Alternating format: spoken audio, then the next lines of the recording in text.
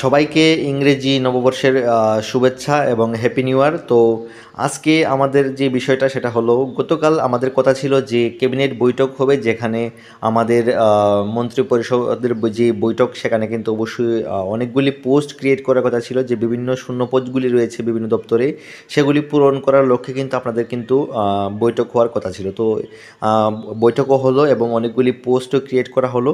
তো দেখে নেব কী কী বিষয়ে আলোচনা হয়েছে এবং কী কী শূন্যপদ পূরণের লক্ষ্যে এখানে ডিসিশন নেওয়া হয়েছে এবং কী কী শূন্যপদ তৈরি করা হয়েছে।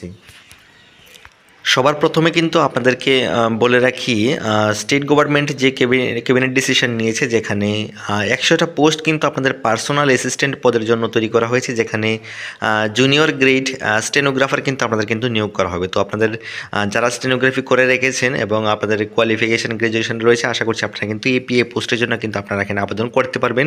তো 100টা পিএ পোস্ট কিন্তু এখানে বিশাল বড় পোস্ট রয়েছে, তো অবশ্যই আপনাদের জন্য বেস্ট অপরচুনিটি হবে যারা স্টেনোগ্রাফি করে রেখেছেন।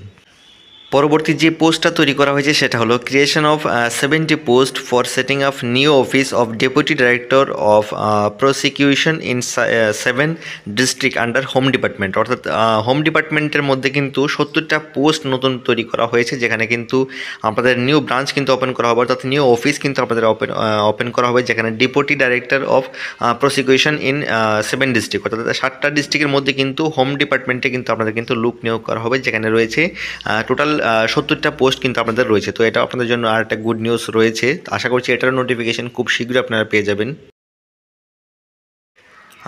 পরবর্তী যেটা ডিসিশন নেওয়া হয়েছে, যেটা খুবই গুরুত্বপূর্ণ এবং সবার জন্য গুড নিউজ আপনারা বলতে পারেন, creation of 185 post of different categories for access organisation under finance department. অর্থাৎ ফাইন্যান্স ডিপার্টমেন্টের আন্ডারে কিন্তু টোটাল 185টা কিন্তু পোস্ট আপনাদের জন্য ক্রিয়েট করা হয়েছে, যেটা কিন্তু আশা করছি আপনাদের জিআরবিটি 2 আপনারা এখানে বলতে পারেন। তো জিআরবিটি 2-র মাধ্যমে আশা করছি এটা রিক্রুটমেন্টটা হবে। তো আপনাদের জন্য যারা যারা জিআরবিটি 2-র জন্য প্রিপারেশান নিচ্ছেন এবং আপনারা অপেক্ষা করছিলেন, তো আপনাদের জন্য কিন্তু এটা গুড নিউজ হবে যে জিআরবিটি 2 কিন্তু খুব শীঘ্রই আসছে। তো সবাইকে রিকোয়েস্ট করবো, আপনারা অবশ্যই যারা যারা প্রিপারেশান নিচ্ছেন, আপনারা আপনাদের প্রিপারেশানটা কিন্তু কন্টিনিউ করুন। এবং এই যে ভ্যাকেন্সিগুলি আসছে কিছুদিনের মধ্যেই, এবং বিগত দিনেও যে ভ্যাকেন্সিগুলির জন্য নোটিফিকেশান দেওয়া হয়েছিল, সেগুলোর জন্য আপনার প্রিপারেশান নিন। এখনও কিন্তু ত্রিপুরা হাইকোর্টের মধ্যেও ভ্যাকেন্সি চলছে, তারপর ত্রিপুরা ইউনিভার্সিটির মধ্যে ভ্যাকেন্সি চলছে। সবগুলির জন্য আপনাদেরকে রিকোয়েস্ট করো আপনাদের প্রিপারেশন নিয়ে নিন, কারণ এগুলি কিন্তু আপনাদের কিন্তু খুব শীঘ্রই আপনাদের কিন্তু নিয়োগটা আপনাদের হবে।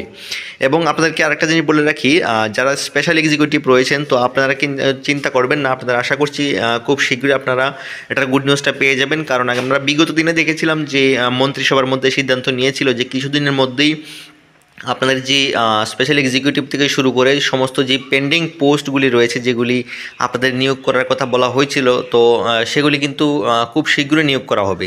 তো আপনারা একটু ধৈর্য ধরতে হবে, কারণ প্রত্যেকটা ভ্যাকেন্সি ফিল আপ করার জন্য অনেকগুলি প্রসিডিউর থাকে, তো সেগুলি আশা করছি আপনারা বুঝতে পারেন। তো অবশ্যই আপনারা প্রিপারেশানটা কন্টিনিউ রাখুন, বাকি পোস্টগুলির জন্য আপনারা আবেদন করবেন এবং খবর রাখবেন যে আপনাদের যে বর্তমানে যে ভ্যাকেন্সিগুলি চলছে তৎসঙ্গে সেন্ট্রাল গভর্নমেন্টের যে ভ্যাকেন্সিগুলি চলছে, যেরকম এসবিআই এর মধ্যে ফর্ম ফিল আপ চলছে এখন, তো এগুলি আপনারা করতে পারেন।